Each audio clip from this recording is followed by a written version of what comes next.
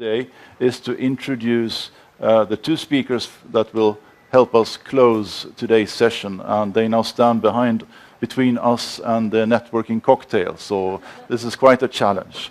So I would like to introduce Stephanie Strom, who is a journalist with New York Times, and I'm told that her topic as a journalist is food. Anything related to food. So I'm very curious to learn more about what that might mean. And of course, Frank Rijsberman, our CEO of the CGIAR Consortium. We know you, and we would very much like to hear what you have made of this day and how you have planned to make a dynamic ending to the conversation. Thank you very much. Well, I've moderated 2 panels, and so I told Frank that he's responsible for dynamism. Okay, so if it's not dynamic, blame him, right? So why don't you tell us a little bit about what you've been hearing today? What are some of the things you've heard that have been interesting and unexpected? Well, we came here to New York to listen, right, to hear what the policymakers who are deeply involved in the SDGs and in the climate summit have to tell us. And I think they certainly delivered. We had many more messages than I can summarize this quickly. But even though I've heard John Rockstrom a number of times, I can't help but be impressed when he gave his speech here on planetary boundaries and said, hey, agriculture is the #1 culprit that pushed us to the edge of these planetary boundaries, and we really have to find a way to stabilize the planet, to deliver sustainable agricultural intensification. That might mean a little bit more than what we sort of casually refer to in our day-to-day work. So I think that you can't help but be impressed and say, are we really ready to live up to that challenge? Are we really ready to deliver what it will take? And of course this morning, it started right off with Minister Adesina and the Commissioner, Rhoda P, saying, you have to take it to the farmer. That cuts right through our normal jargon where we mean the same thing. Yes, we have to take it to the farmer. And we have to think through what that means and what that means for partnership, because we will not take it to the farmer personally, but we will have to make sure that the innovations we come up with will go to the farmer. And yes, I think probably many of us here were impressed by our own former colleague, Kanayo Nwanze, now president of IFAD, where he almost recounted his own personal story from, working for rice and the new Rices for Africa, and now telling us about the importance of social science and indeed speaking passionately about the wisdom that he wanted to pass on to us, including the science of policies, Schengen. I mean, we were all, I think, impressed to hear that and found that inspiring. So I think we heard a lot today that inspired us. So how is CGIAR going to take everything you've heard and move forward with it? We will, really. I mean, I know that I've gone to many of these meetings and people say, we will take this forward. And you're like, orange, big black hole, we will take it. No, we are in the middle of a very exciting time in the CGIAR.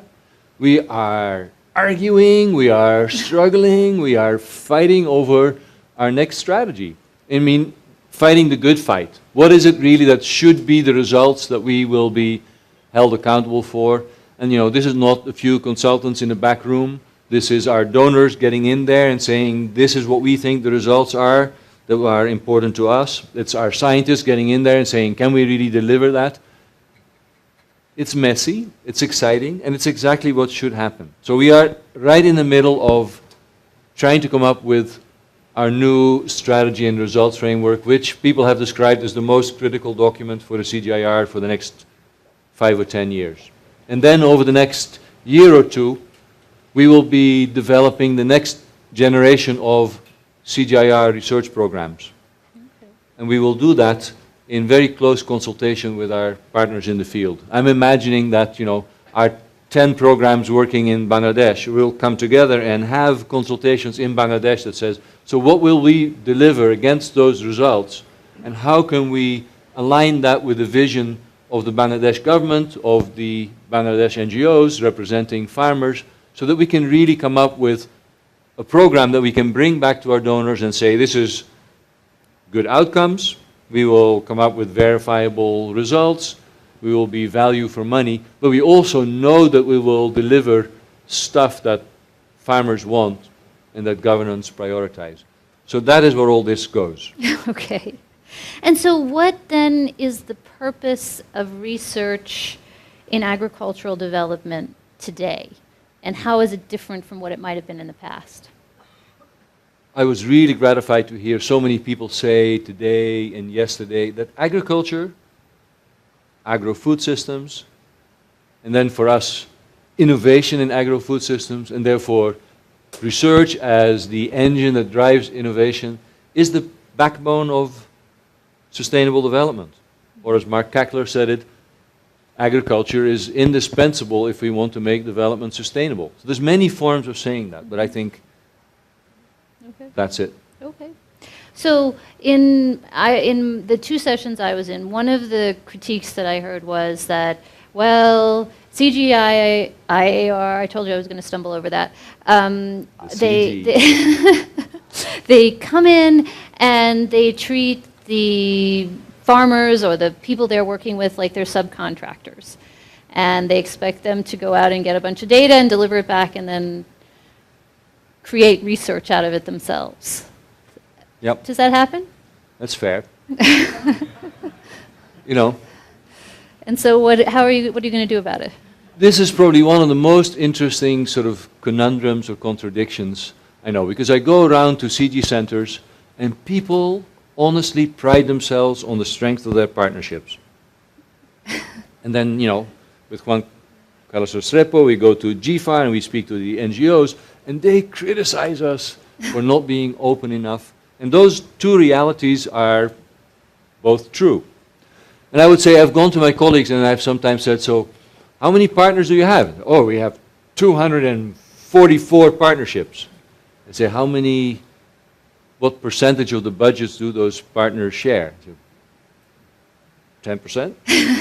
And then in some ways, then we've heard enough. We have to find a way where it's not the 244 partners that matter, it's a few key partners that matter, that play with us on a level playing field, that have a fair share of the budget, that are part of our governance structure, that lead our work packages. And some of our centers, some of our programs have that exactly right, and in other areas we have to still live up to that promise to really open up the CGIAR. So I think we can do that. We are aware of this critique, and I think it is. Well, you were telling fair. me about one where the money got. Explain that a little bit to the audience. Well, you know, I'm Dutch. We worked in the European Union with these silly rules that the bureaucrats said. You know, every program has to have at least 2 partners from another part of the world, and you know, all these little rules that, as a researcher, I always experienced as a pain in the neck. You know, everybody was struggling at the last moment before they submitted a proposal to find a partner. But over time, those simple rules actually changed the name of the game. We have real partnership emerge from that, and we've been playing with similar rules. And in the challenge program of water and food, we said a handful of years ago, every program that gets approved has to have at least a third of the budget go to national partners, and at least one of the work packages has to be led by a national partner. Mm-hmm. Now that certainly pushed through change very quickly. We haven't come to agreement that we should do that, you know, system-wide, and then my colleagues argue that not all, you know, one size doesn't fit all and so on. But even if we don't introduce those rules, we have to get to the spirit of just that, I think, to get over that hump. And, you know, I think we are changing. There is something to it that the CGIAR isn't really, you know, your grandfather CGIAR. If you go out there now, a lot of centers have the last 5 years hired a lot of young people, are doing different things. So when I visit the CG centers, they're really not always the centers that people remember or imagine. But I also think it's fair that the proof of the pudding is in the eating, and we have to deliver, and we have to show to our partners that we are different. So if give us one example of what you think demonstrates change in the system in CGIAR. It's not fake. There's a long list. Where do I start? Our program, CCAFs, our climate change program that was kind of central on the stage here in the last few days, I think you go out and you talk to the partners of CCAFs and they experience this new model of partnership. We're working with people outside the CGIAR. I don't think we're too possessive. I think we listen, we communicate, we reach out, and we get the kudos back. People appreciate that. And I don't hear anybody complain about, well, I hear people that we can still do better, but there is, I think, recognition that that's a very different partnership.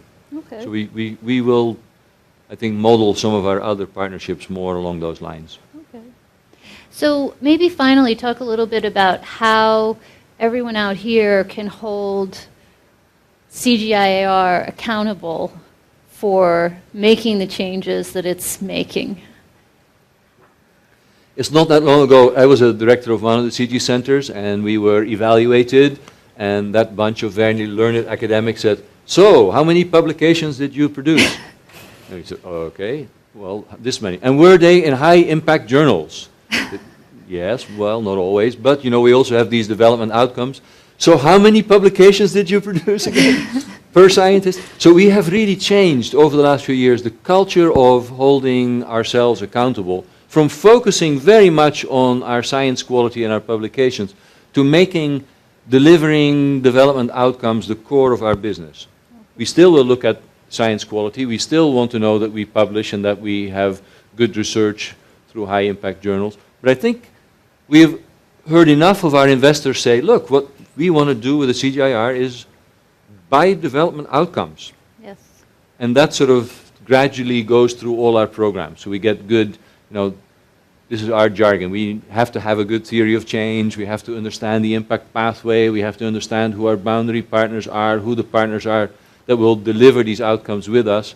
And we have to be measurable in our outcomes. And what that really means is we have to take it to the farmer, as we heard this morning. Great. Well, I think Frank deserves a big round of applause for having endured today and put on a wonderful program. And I think he's going to wrap it up here. So yes, I do need 1 minute. And you know, the whole day people have been giving me notes about what I was supposed to say. And at this moment, other than thanking Stephanie that I know I should do, thank you. The one thing they didn't give me was the list of everybody to thank, because, you know, and I don't want to stand between you and cocktails for a half hour by listing everybody that we should thank. But I really would like to thank you and the audience first and foremost. This was the very first CGIAR Development Dialogue, and I would like to declare it a success. Thanks to you showing up.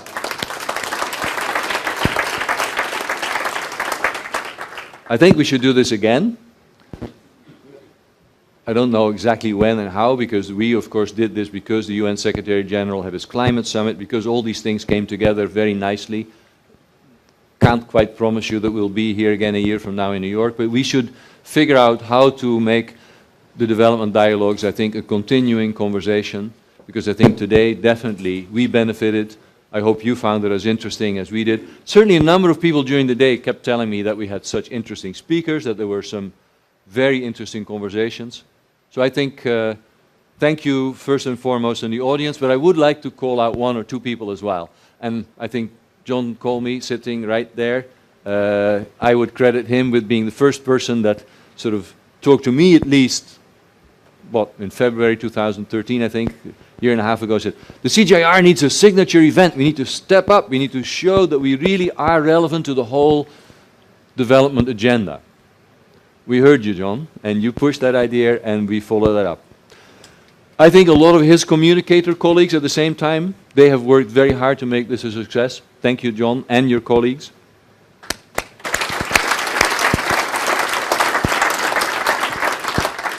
I would also say, in my role, I make lots of proposals all the time, and I get a lot of, sometimes, let's say, skeptical responses to all those proposals that we make. I don't think I've made any one proposal to the centers and CRP directors that was so quickly and positively received, including people pitching in and saying, okay, you need money, we need to do this. So all the centers and CRP directors who pitched in to make this happen, thank you for your immediate and rapid support. Thank you.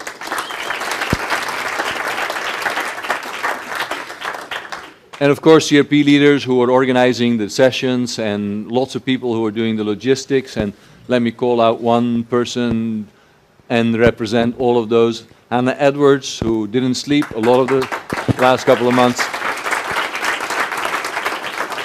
as project manager, and through her, a lot of other people who behind the scenes made all this happen.